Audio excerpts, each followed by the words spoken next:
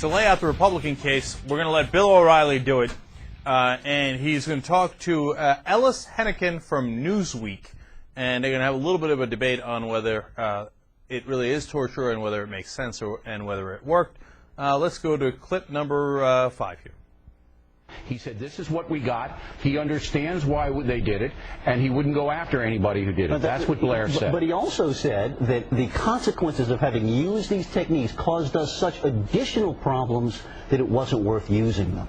Not exactly. Pretty much what he said. Not exactly. So Blair is coming down and advising his boss, Obama, not to go to a show trial, not to do this. But hold on, you keep using this term show trial, correct, which is this very loaded, dripping kind of term. Patrick Leahy. Let me give you a different term. Patrick Leahy. Let me give you a different term. Pursuit of the truth. Why don't we do that? No, hold on. If I had any belief that Patrick Leahy gave a fig about the truth, I might agree with you. He doesn't. Let's you and I agree on something. Let's you and I agree on something. Let's define two things. Okay. Number one, this was done to protect your life. You live in New York City. I do. It was done to protect your life, and it worked. I live 4 blocks from ground zero. That's right. And it worked. Well, That's number one. We don't know whether it worked. We're still alive. Well, and the attack on Los Angeles was aborted. So it worked. Hold it. Wait. Let me say No. Here. We can establish facts, and the facts are this worked. Well, and they did it to protect you us. Assert that. That's right. Well, let me assert a couple That's things. the overwhelming evidence. Well, that's what you're focused on. No, that's the evidence. Let me focus on some other facts.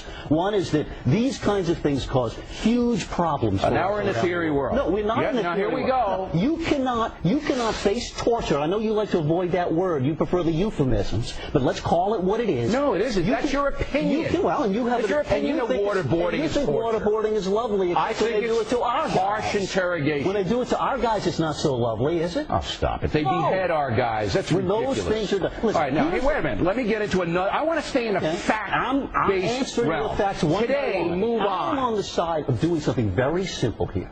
Let's have an investigation. Let the Justice Department decide the crimes committed here. You want Holder in charge of that? Let the facts be gathered here, and let the facts lead. Why are you scared of the facts? Why won't you let us gather? Do you know who Eric Holder is? Do you know who Eric Holder is? The United States. Do you know what he did? Professionals in that office are going to make this decision, not Eric Holder. Okay. Now you listen to me. Professionals in You listen to me. If Obama does this, it is the end of the Obama presidency. You don't like it. I understand. No, it's the end. You don't agree with it. And if he gets hit, if we get hit after he does this, you know what? Over. You know what? Why are you so insistent on politicizing this? Why don't we let the I'm politicizing this? Yes. Why don't we let Leahy is the guy calling for it. Move on and sort You disappoint me. You disappoint me. I would have dunked that guy in the water 1,000 times to save your life. You learned the same thing from the nuns that I did. That expediency does not justify doing something that's wrong. Expediency. Something that's wrong. To save your life. To save your life, I would have dunked the guy in the water. The torture now?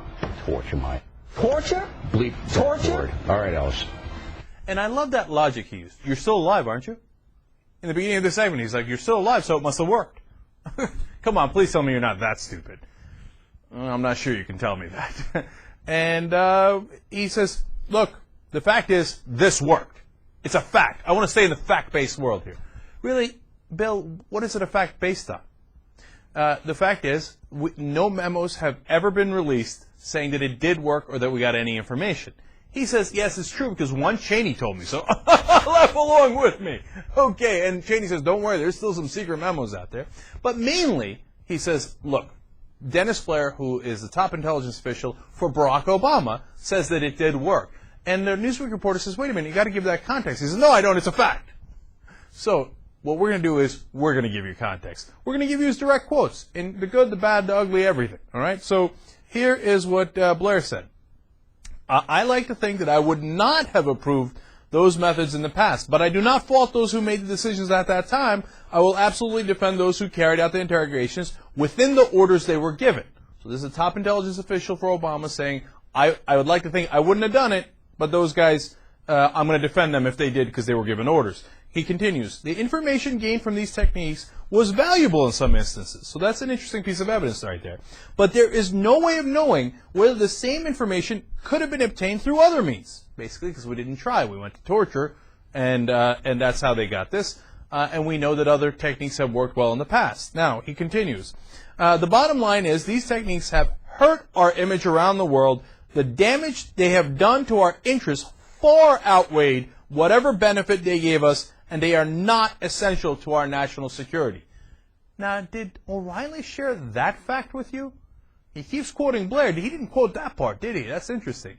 That any information that might have been gathered in a different way, and even if it couldn't be gathered in a different way, is not outweighed by the damage it does to our national security. But here's the real interesting political side of this. Did you hear what O'Reilly said at the end there? If he does this, it's the end of the Obama administration. First, ooh, I'm shaking. Okay, you're threatening me that what, you're going to go full blast after Obama if he actually tries to do an investigation of Bush administration officials? You're going to go after him 100% no matter what. So why would I be intimidated by that? Like, oh, wow, O'Reilly says that it might be the end of the Obama administration. I can't believe that any Democrat would take that seriously. Like, who gives a damn about O'Reilly's threats? He's nothing but full of bluster and false threats. And then number two, he says, if we get hit again, if he does this, it'll definitely be Obama's fault. But the thing is, he already released the memos. We're not torturing people anymore. Look at what O'Reilly's referring to. He's saying if he does an investigation of Bush administration officials and we get hit, then it'll be Obama's fault. But how is that related to us getting hit? It's not related at all. In other words, he's just threatening him politically. And the threat is, if we get hit at all, I'm going to blame everything on you. But you know what?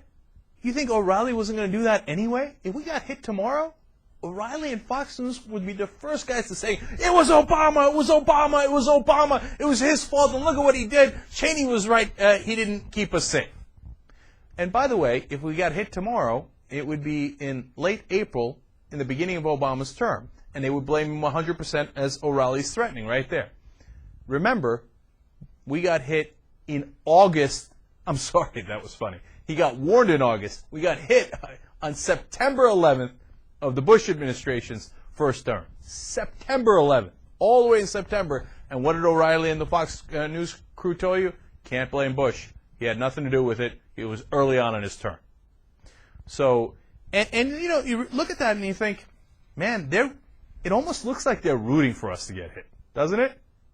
Like, oh, if we could just get hit and blame Obama for it, it would be awesome. And that's sick, man. And these are the guys who claim that we were rooting for failure in Iraq.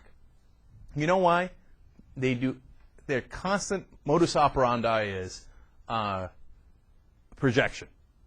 So if, you know, Rove on Fox the other day said, oh, they're like third world dictators, what they're doing here.